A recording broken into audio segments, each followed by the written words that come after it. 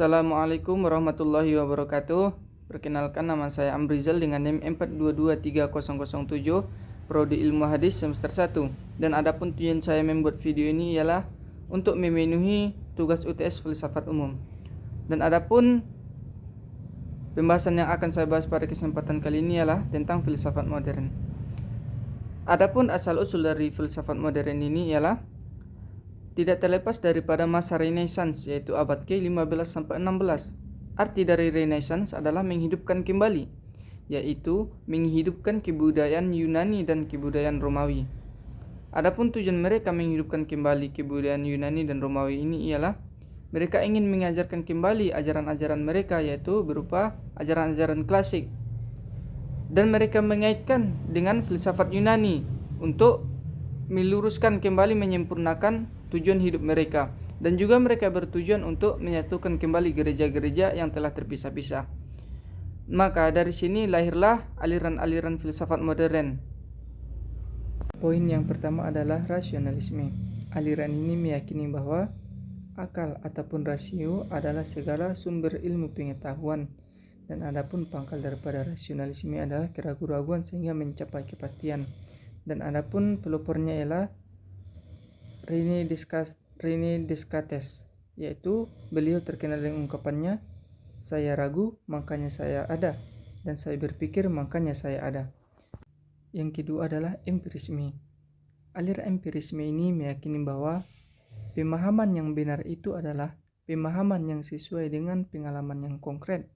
Jadi pemahaman empirisme ini sangat bertolak belakang dengan pemahaman rasional, karena mereka meyakini yang benar itu adalah sesuai dengan pengalaman yang ada. Contohnya, kita meyakini bahwa kura-kura itu berjalannya lambat. Karena apa? Karena kita telah berpengalaman melihat bagaimana perjalanan kura-kura tersebut. Yang ketiga adalah idealisme. Idealisme mengajarkan bahwa hakikat daripada fisik itu adalah spiritual. Jadi, segala sesuatu itu ada karena adanya spiritual. Karena mereka menganggap bahwa spiritual itu lebih tinggi daripada badan. Contohnya HP. Mereka menganggap HP ini tiada, yang ada hanyalah energinya saja. Itu adalah salah satu contoh daripada idealisme. Yang keempat adalah kritisme. Kritisme adalah sebuah aliran yang menyatukan di antara rasionalisme dan empirisme.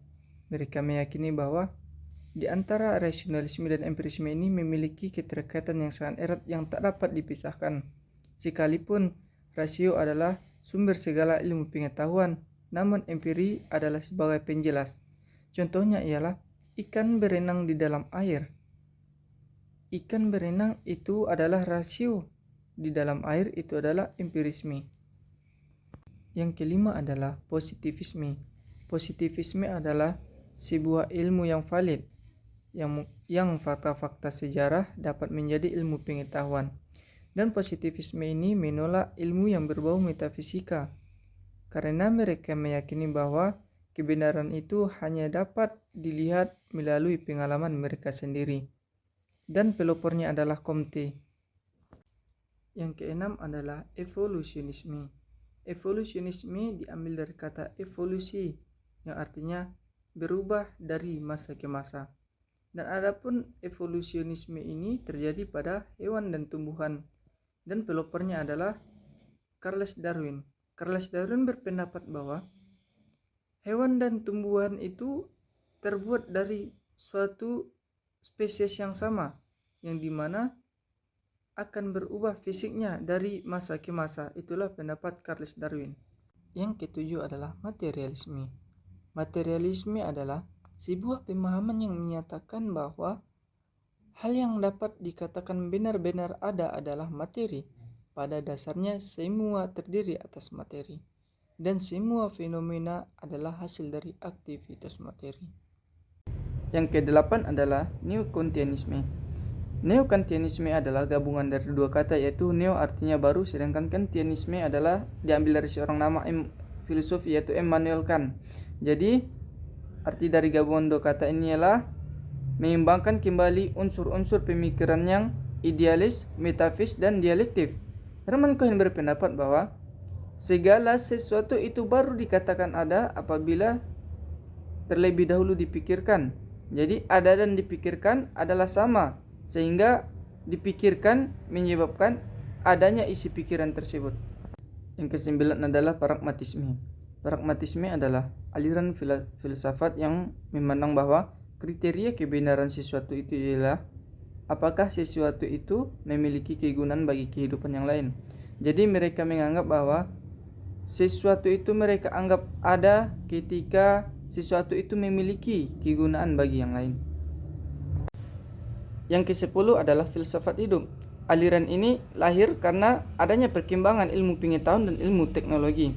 Dan adapun pandangan aliran ini ialah mereka hanya memandang tentang tujuan hidup, arti manusia, dan juga bagaimana cara untuk mencapai tujuan tersebut. Itulah aliran dari filsafat hidup ini. Dan tokohnya adalah Henry Bergson. Yang ke-11 adalah fenomenologi. Fenomenologi berasal dari kata fenomena yang artinya gejala atau sesuatu yang tidak tampak.